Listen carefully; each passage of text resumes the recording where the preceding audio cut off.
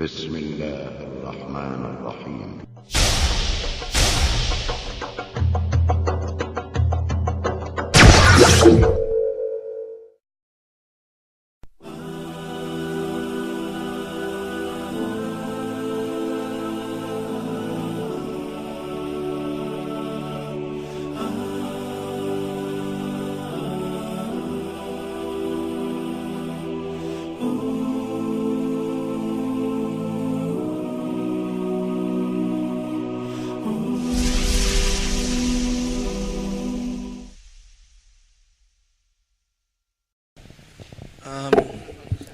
أعوذ بالله من الشيطان الرجيم بسم الله الرحمن الرحيم الحمد لله رب العالمين الرحمن الرحيم مالك يوم الدين إياك نعبد وإياك نستعين اهدنا الصراط المستقيم صراط الذين أنعمت عليهم غير المغضوب عليهم ولا الضالين آمين. Okay, inshallah. Good evening. Yeah. My name is Albert. I'm from Ateneo Graduate School of Business, and we're doing a documentary regarding the rights and equality and respect for women. Okay. Thank you for having us here, and Okay, sure. we have prepared a couple of questions for this interview. For our first question, what are the rights and duties of women in Islam religion according to the Quran? Okay. So your topic here is the woman's right in Islam, something like that. Respect and Okay, equality. respect also. Actually, we had a program a few weeks ago, and then we can give you the CD for this. It's more comprehensive. But whatever question you ask, I can going to answer with whatever limited time we have. So your first question, what are the Rights and duties. rights and duties and respect of the women Rights and duties of women in Islam religion. in Islam? Rights and duties of women. Okay. So there are rights for everyone in Islam.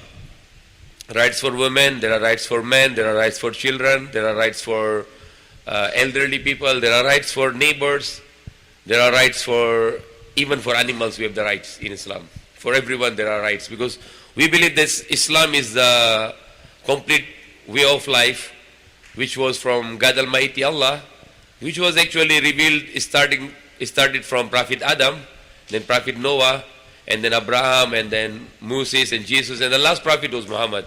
When the Muhammad came, the Islam was completed. So we don't make any differentiate that Jesus has a different religion, Moses has a different religion. They have all one same religion.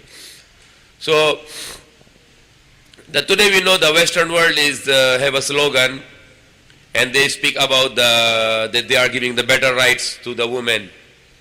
That's the slogan today in the West, which the Philippines follow also.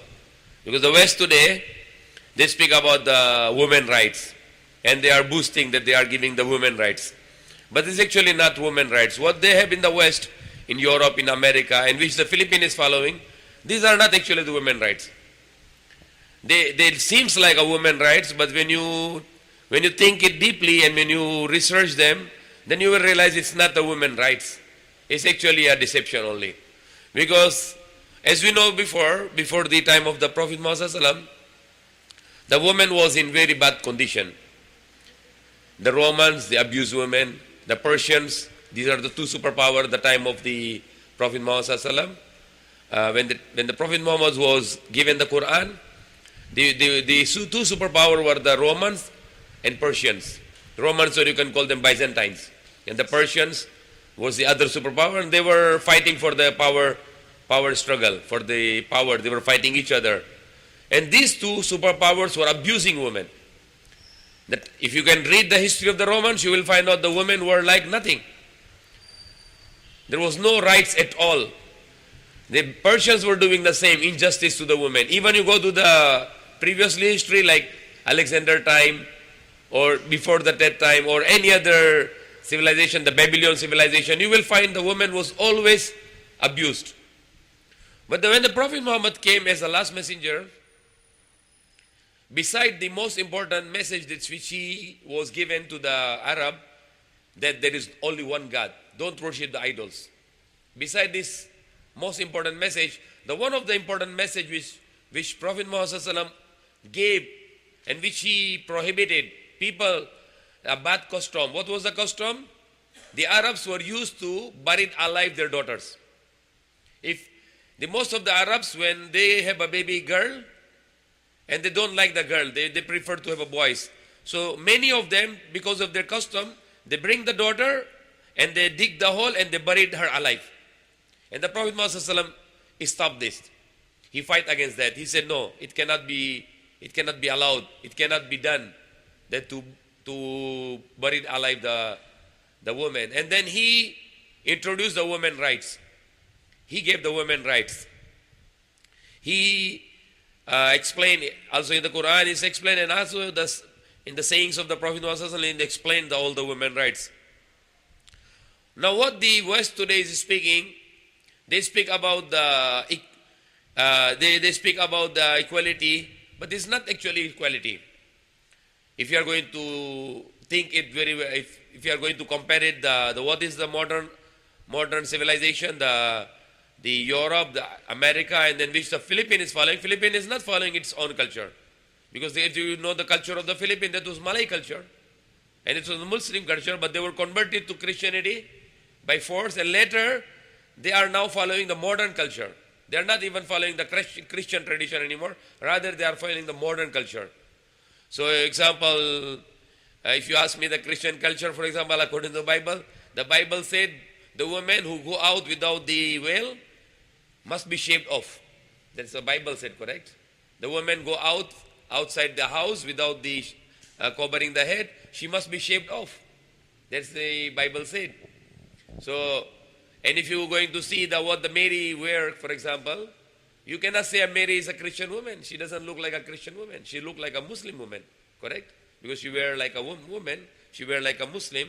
So, even though you called it the Jesus, you are saying maybe that Jesus introduced the Christianity and the Mary, but we don't believe that. We believe that Jesus and Mary were Muslims. Even by attire, they would look like Muslims also. But what the Philippines following today is the Western culture. That's why women are start to strip off their dresses. The more women remove the dresses, more she looks like a modern. She looks like a westernized, correct? And then they call it civilization. I don't call it civilization. For example, if you see a girl, good-looking girl, and she's walking outside, and then her chest, bosoms are almost exposed, and her arms are exposed, her back is exposed, her legs are exposed. Do you call her a civilized woman? I don't call her a civilized woman. I call her uncivilized. Because what we understand the uncivilized people, like example, the Igrut, you know Igrut or Mangyang or Aitas, how you know they are uncivilized? How you know them? They are uncivilized. If they are wearing like us, we call them civilized. Once they remove the clothes, naked or bahag, we call them they are uncivilized, correct?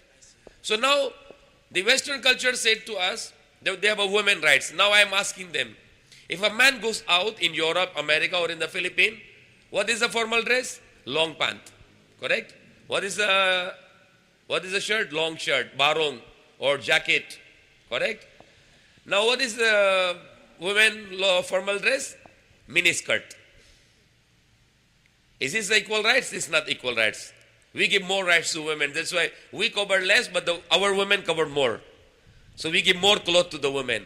But the Western culture, which they are claiming the equal rights, they don't give even the complete clothes to the women. What is the formal dress of the woman? Is skirt. The legs are exposed. She can get cold, she can get heat, she can be beaten by the dog because there is no protection on her leg. So when our women goes out, they cover more than us because we give more respect to the women. So we give them more clothes. And they need to be covered more because the women are more attractive than the men. So if the woman is exposed, she is in danger. So more she is covered, more she is protected. Now the rights women have is comprehensive. It's a very great, which I cannot explain in a small meeting, but I can just briefly say what are the rights of women in Islam. The first of all, Allah said in the Quran, Ya ayyuhan nasu inna khalaqnakum min dhakarin wa unsa. Allah said in the Quran, O mankind, we created you from one man and one female. So we as a Muslim, we don't only say ourselves that we are the children of Adam, we say we are the children of Adam and Eve. No Muslim can say I am only children of Adam, no. We Muslims said we are the children of Adam and we are the children of Eve, the wife of Adam, because she is our mother. She is the mother of all mankind. So there is a concept of respect of the woman in Islam, the very basic, that we are not only the children of Adam, but we are the children of Adam and Eve. If you read in the Bible the blame to the Prophet Adam, is very less, but mostly the blame to the Eve. That's a concept of the Bible. When you read the Quran, the blame is equal to Adam and Eve. Every time God said the Adam about the mistake in the paradise, always blame to Adam and Eve both. But in the case of the Bible, the blame is always to Eve, which is wrong. Which is totally wrong. But in Islam, we have a Quran here. Get the Quran, please. We have a Quran here. You can read the Quran. All the occasions in Quran, whenever God told the story about Adam and Eve, it's always blame to Adam and Eve together. But there is one occasion when the blame is only to Adam, not to Eve. We have this is the Quran here. We have this is in Arabic, but we have also translation of English. And if you read the Quran in English translation, you will find out the blame is always to Adam and Eve, not only to Eve, but always to Adam and Eve. But one occasion, the blame is only to Adam, that you did wrong. Why? Why Adam is more blameworthy compared to Eve? Because Adam has a decision. The Eve has no decision. When the God said, live in the paradise, don't eat from the tree, and then the Eve was tempted by the devil, and the devil told her to eat, she talked to Adam, and Adam agreed. So who to blame more? You blame more to Adam, because he is the one decision maker, not the Eve is the decision maker. So the Quran is giving the blame to both, but in one occasion the Quran, Allah in the Quran give blame only to Adam. So Adam is more blameworthy compared to Eve. But anyway, we also have a knowledge in the Quran that the sin was forgiven. Why it was forgiven? Because the Adam and Eve were kicked out from the paradise, and they were asking the forgiveness, so God forgive them. So there was no sin. So we all born without the sin. We all born without the sin. That's the wrong teachings of the Christianity, that we all born with the sin. It is wrong. It's wrong because God is not injustice. Because when the Adam and Eve were eating in the fruit in the paradise, they didn't ask us. So why we are blamed for? Correct? That's logical. So that's not our topic. Now, basically, the woman is, because the teachings in the, it's okay. The teachings in the Bible is always curse to the woman. They are always cursing women, that the woman was blamed for this sin. But in Islam, no. In Quran, no. The Quran is giving the blame to both Adam and Eve. And the Quran is also telling that both of them were forgiven. Because they had a supplication. And the supplication said, Rabbana zulamna anfusana wa illam taghfir lana wa tarhamna lanakunanna minal khasirin. They both said, oh our Lord, we wronged ourselves. If you forgive us not, and if you have mercy on us not, then we'll be among the losers. So once they make this supplication, God said, He forgive them. The God said in the Quran, the God forgive them. So there was no original sin. Now, yes, okay. Why did Muhammad allow Muslim men for wives? Yeah, we will go to it. That's not a sign of inequality. No, we'll go to it. We will go to it. I'll just talk for the rights. Then we can go for the second. Now, the first question about the rights and the duties. No, so I'm going to speak expediting about the topic. So rights, for example, the rights for the women is different categories. The rights, for example, when a baby girl, and then she become elder, then elder and elder. So rights are always changing. For if the girl is infant, different rights. If she become bigger, different rights. But all the way until she die, she have the rights. And all those rights given by the Muslim men. Either if he's a son, or he's a husband, or the brother, or if he's a father. They always have the complete rights should be given to the woman. Now in Islam, the duty of the father to give all rights to the daughter. All the rights. Duty of the brother to give all the rights to the sister. The duty of the husband to give all the rights to the wife. And the duty of the son to give all the rights to his mother. Now, you can see now the scenario now. For example, in the Western civilization or Western culture, which the people in the Philippines are following, almost 90% or even 95%. Because all the culture in the Philippines today is a Western culture. Now you can see the difference. You can think of this difference. In Islam, the women are 100% free from financial obligation. 100% free. Not like the Western culture or the modern culture, when the man and woman has to share everything. If how much he is going to earn, the woman must go and also earn the money for the need of the family. But in Islam, no.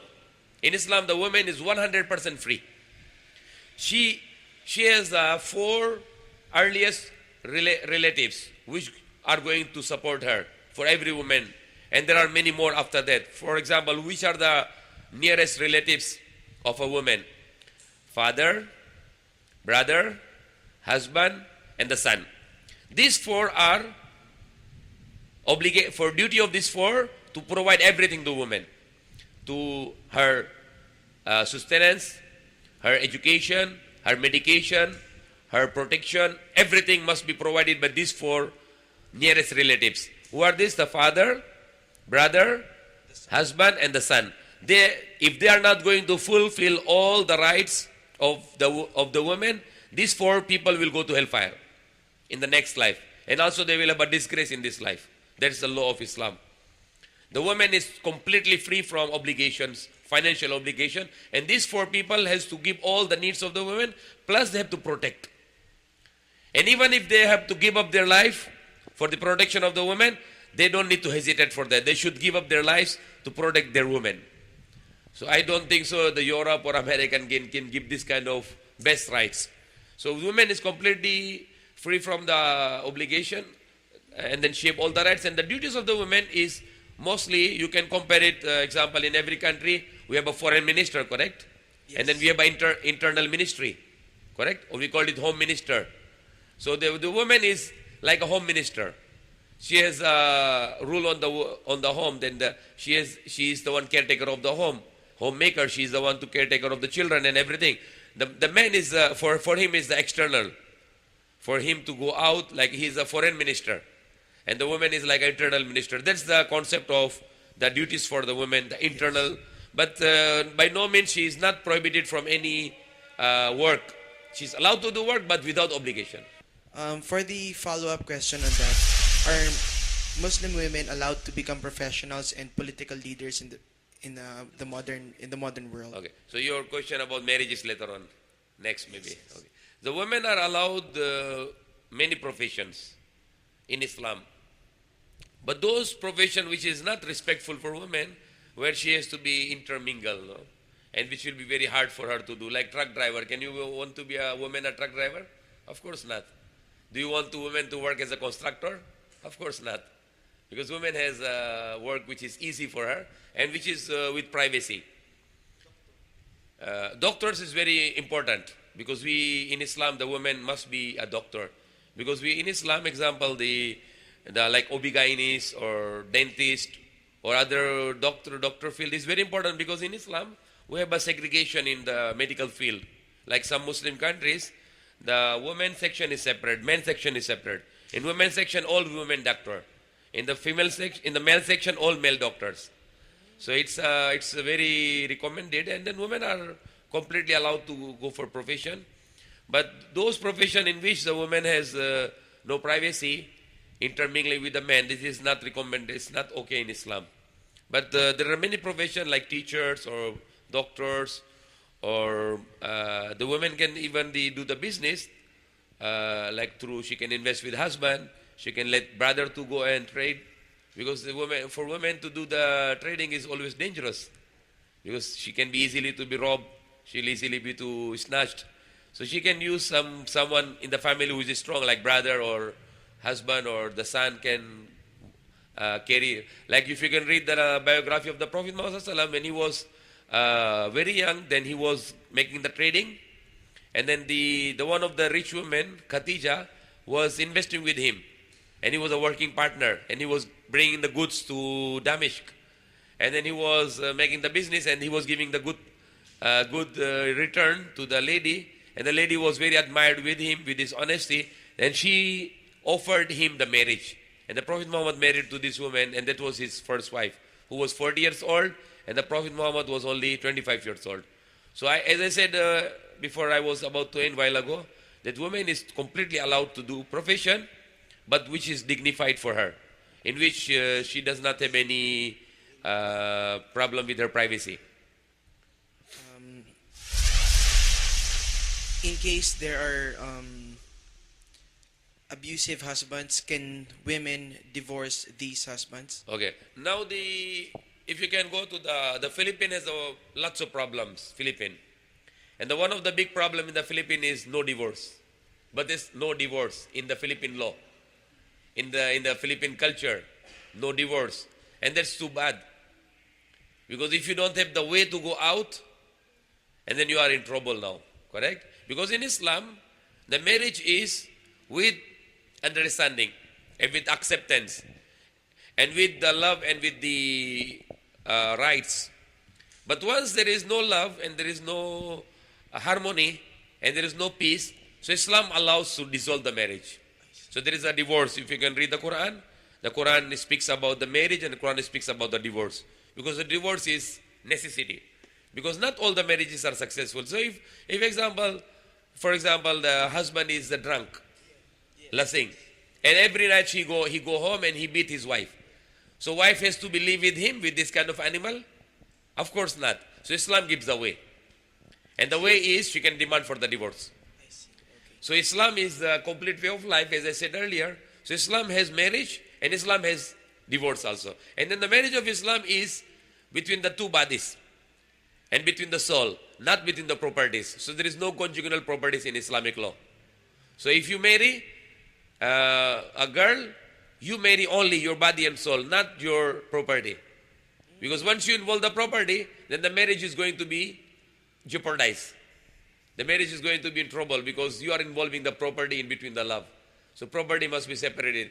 The husband and wife, they have their individual properties. There is this property for husband and this property for the wife. So there will be no problem. So if ever they divorce, no problem because they have their own separate properties. Okay, thank you very much for that. Okay. Why do you think Muhammad allowed Muslim men to have 4 wives? Is this not an example of inequality? Okay. The Muhammad did not allow this. It's Allah who allowed. It's God who allowed. Okay? Now example, when the Muhammad came, was it before the Muhammad was not allowed this kind of law? Was it not allowed? No. When you read the Bible, the Abraham has many wives. If you can read. She have a wife, Sarah and Hagar. Okay? If you read about the Jacob had the 4 wives. When you read about the David has so many wives. Okay? And the Solomon, according to the Bible, the Solomon had 700 wives. 700. According to the Bible, the Prophet Solomon had 700 wives. So it's not the Muhammad, he makes something new law, no. But when you read the Quran said in Surah An-Nisa that marry of your choices 2, 3 or 4. But if you fear that you cannot make justice, then marry only 1. So the Quran is actually speaking about only 1 in case if you cannot afford. If you can afford 2, 3 or 4 wives, up to 4 wives. But if you fear you cannot deal with justly, you cannot make equality because you are not good enough financially, you are not good enough physically, and if you are not good enough with your time, then marry only 1. So in Islam, the marriage made by the man is actually a blessing for the woman. For example, you know the Philippine statistics, or America, or Europe, or Russia, or all around the world. The women are plenty in the world. The men are very few. If you see the ratio of the men and women, it's terrible. There are lots of women and there are only few men. And there are many men who are not even men. They are gay. They don't like to be a man. They don't like a woman. Now they like more men. So example, there are 7 billion human beings in the world, and let's see, the 5 billion are the men, 5 billion are the women, and 2 billion are the men, for example, or let's see 4 billion are women and 3 billion are the men, for example. It's more than that. The women are much more than that. But let's see, go for 4 and 3. So 4 women, 4 billion women and 3 billion men, okay? Now from this 4 billion men, 4 billion women, if 3 billion will marry to 3 billion, they still you have a 1 billion women in the world without husband. But this is not the case also. From these 4 billion women and these 3 billion men, not this all 3 billion men, they like to marry. They don't like to marry many of them. They want free life. Like in Europe and America, the man doesn't want to marry because he wants to make girlfriends. So he don't like to marry. If you go and make the ratio in the Europe and America, the most of the men are single. Because they know once they get married, then they are going to have the extramarital relation. It will be hard for them. So they want to be single. But even though they marry, they still have the girlfriends, the mistresses. Number 2 factor now, many of the men are not longer men. Like in New York, from every 3 men, the 1 man is a gay. The 2 is men only. The other one is not a man anymore. So if you are going to reduce now all those factors, so only for the 4 billion women, because you can remove the gays in the world, you can remove those men who doesn't want to marry. And there are many men are reducing nowadays also. So if you're going to get the ratio now, the 4 billion women, only 1 billion men are available to marry these 4 billion women. And only Islam can solve this problem. If every man will marry 4 wives, all the women will get husband. And that's the solution actually. And it's not only the solution, it's with a very big responsibility. For example, in the Philippines, if a man, a Muslim, if he marry 2 wives, 3 or 4 wives, he is responsible for all his wives and all the children. He has to provide everything. And if ever he die, the wives and the children will get the inheritance. That's the law of Islam, which is protection for the women and the children. But in case of the Christian, for example, you are not a Muslim, and you have only 1 wife, but you have another woman in your life without the marriage. And then you can back out anytime. If you die, they cannot get inheritance. Even the children cannot get the birth certificate of the father name. So that's terrible, correct? But in Islam, the man is only allowed to marry when he can provide everything, financially, physically, and with his time. And then he's going to have married, and in this case, the women are protected. There are millions of women in the Philippines, they are single mom, and they have no protection. They cannot go to the court to get the support from the man because the man was without marriage. So he has no one can force. There is no law to protect the women and the children. But if you come to the Islamic law, the women are protected. The women can be legal wives. 2nd, 3rd, 4 wives, but they are legal, so they have the protection. And they can get the rights from the man, from the husband. But in the case of the others, other than Islam, the women and children has no protection. Thank you for that.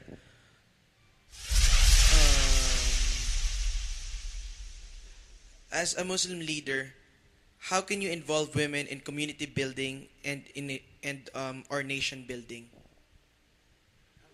How can women be involved in community building?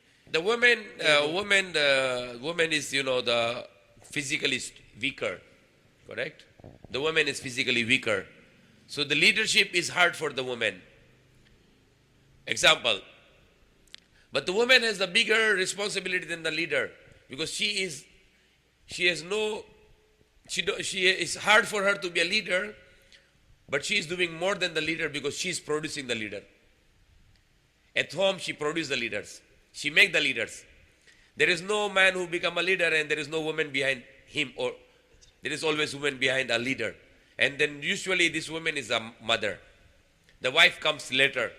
But basically the mother is behind the child who grow up a man in the leadership. Because if we are going to make a woman a leader, it is very difficult for her in different aspects. For example, she is having a menstrual period, monthly period when she is very weak.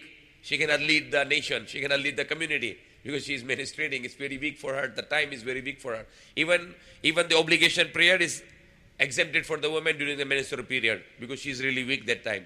So Allah is giving her the exemption even for daily prayers and even for exemption for the fasting because she's really weak. Now, other things like example, the woman is having deliveries when she bear the child. 4 to 5 months, 4 months before, she's very weak.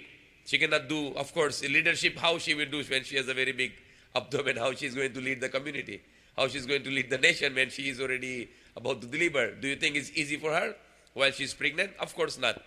And then after the birth also, because so much weakness, she's not capable for leadership.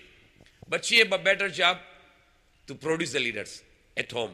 So she produced the leaders. And then one more thing which I should include here, a man came to Prophet Muhammad Sallallahu Alaihi Wasallam and he asked her, who is more entitled for my rights, that I should give more rights? And the Prophet Muhammad said to him, your mother.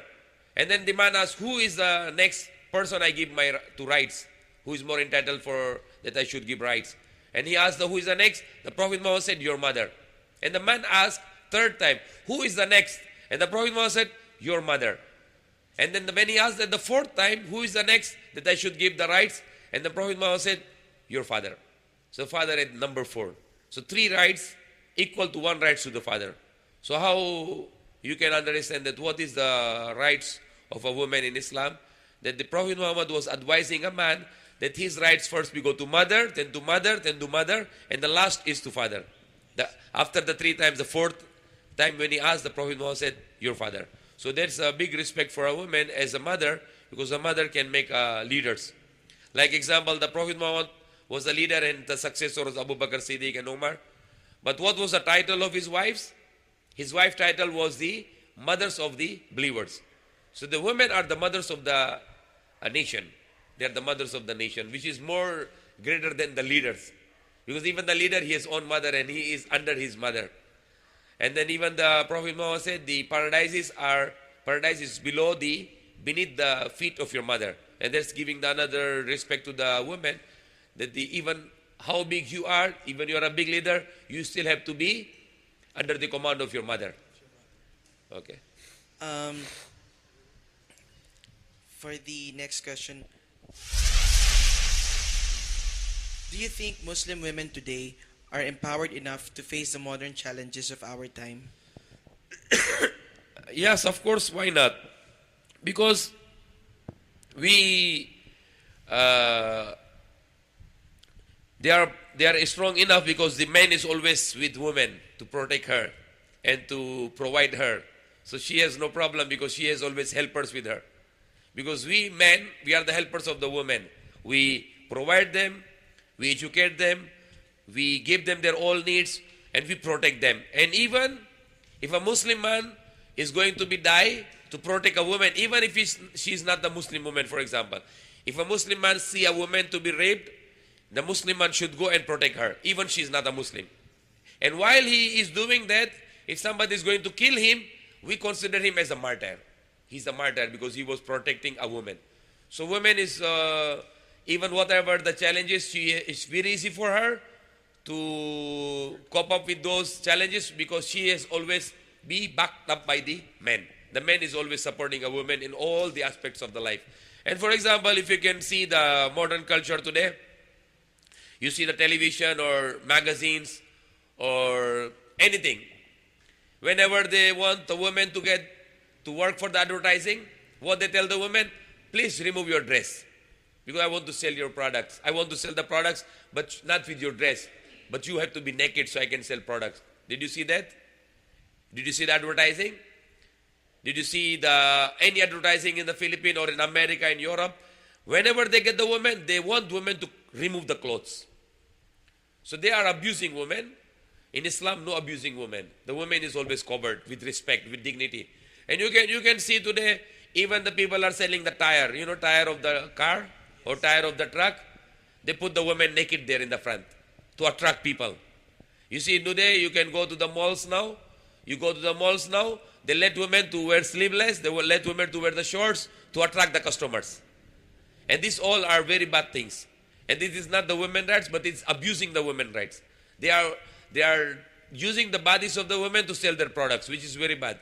So the woman has more problem with the if they are using the modern civilization, they have a hard time to fight those challenges. But if they are with Islam, they are covered, they are protected, and they are backed up with the men to support and protect them.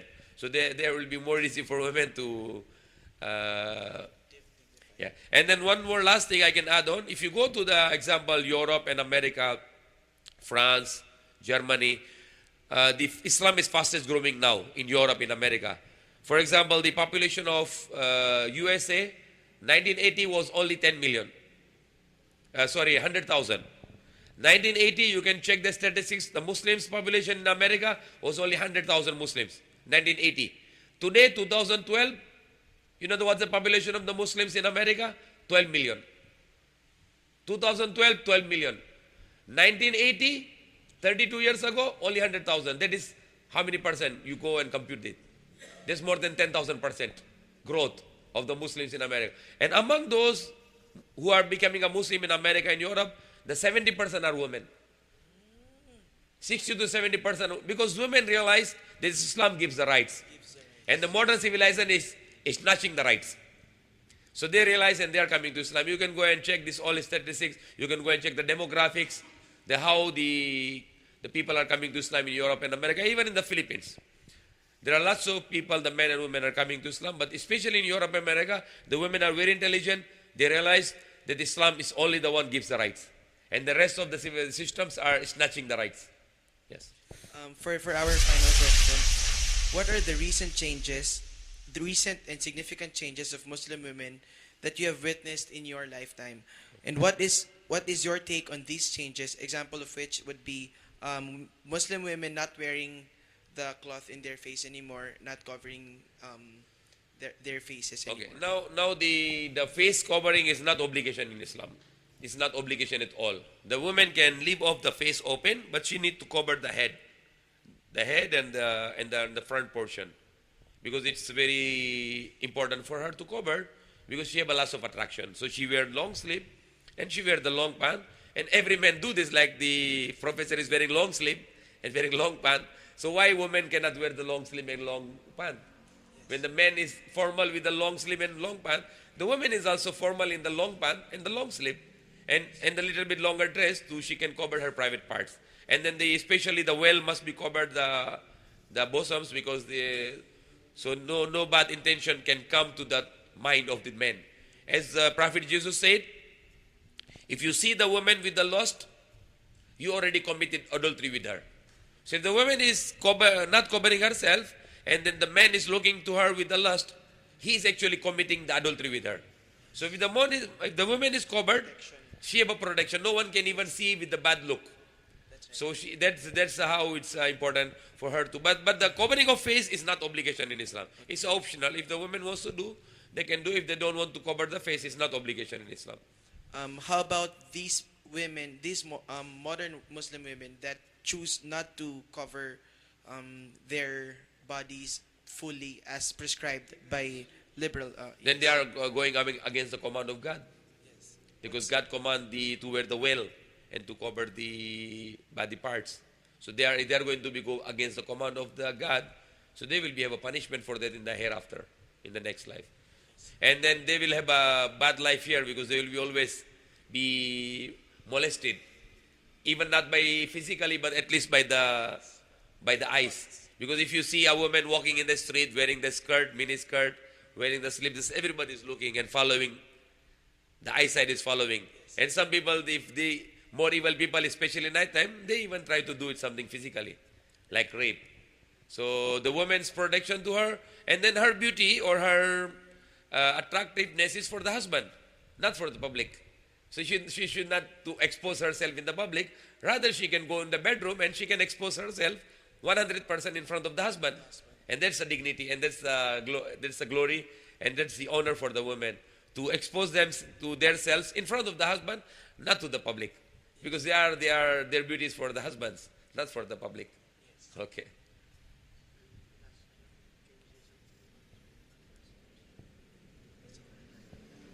For our last question, a follow-up from my panel. Can you say something about your mother as a Muslim woman, how she has helped you and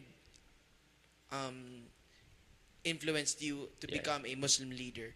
Okay, because every Muslim mother is always very active. Because for me, when I was young, my mother is the one forcing me too much to study Islamic education and other education. She is the one always pushing me. She want me to. She's very strict. Even she sometimes beat me that I should study. That's why you can see now I'm talking. It's because of my mother, because she really pushed me. She wanted me to be educated. And then every Muslim mother is like this. Every Muslim mother who is practicing Islam, she wants. So my mother was forcing me that I should read the Quran, I should know about Islam, and I should go to school, and I do all my school works. And if ever I absent, she get mad at me. She want me to study and to be educated. So the mother says, and then of course there are many other things, like the mothers give the food to the children, clothing, everything, changing the clothes, and when we are young, they do everything. But more than that, the Quran said that God commanded the human being to be kindful to the parents, especially to the mothers, because she carried him for 9 months, and with the pain and with the difficulty, and then she delivered him with the difficulty, with the labor pain, and then she breastfed him for 2 years. So God is saying, Allah is saying in the Quran, to be dutiful, especially with the mothers, because of all those additional cares, like carrying the baby in the womb for 9 months, and then delivering, which is very painful. There is no other pain more than that. And then breastfeeding for 2 years. So these are all the duties of the woman in the early age of the child.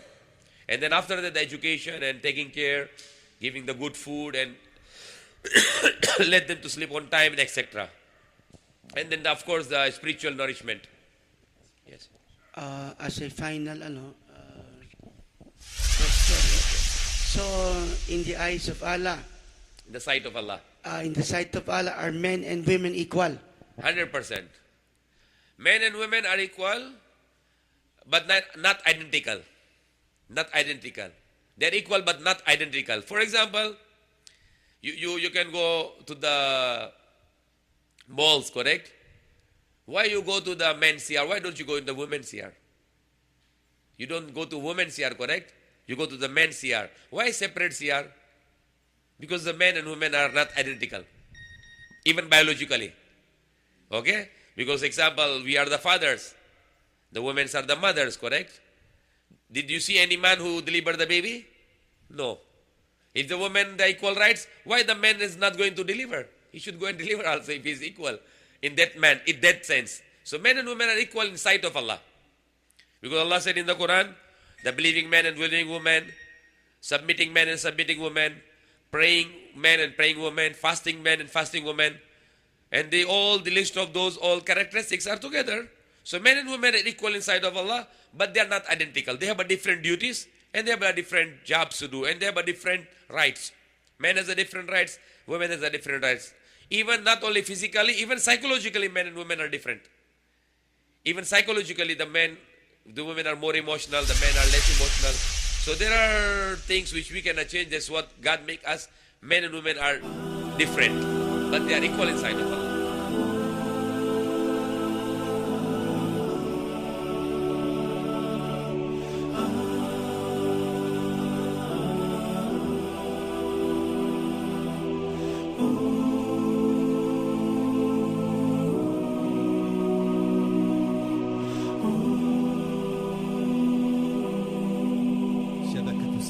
Look around yourself, can't you see this wonder spread in front of you? The clouds floating by, the sky so clear and blue, planets in their orbits, the moon and the sun, such perfect harmony. Let's start questioning ourselves, isn't this proof enough for us?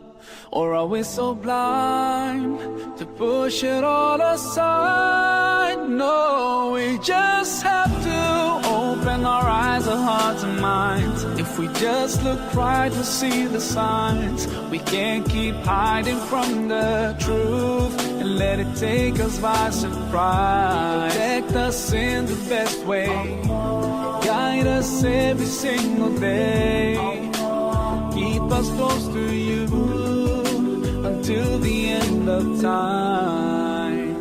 Look inside yourself, such perfect order, hiding in your cells, running in your veins. What about anger, love, and pain? And all the things you're feeling, can you touch them with your hand? So are they really there? Let's start questioning ourselves. Isn't this proof enough for us?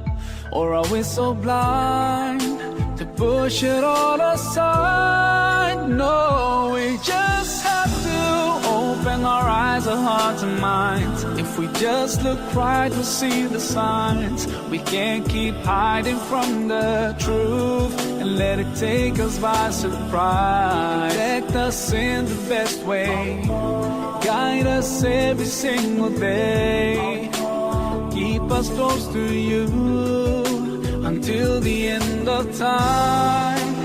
When a baby's born, so helpless and weak, and you're watching it growing, so why deny what's in front of your eyes? The biggest miracle of life.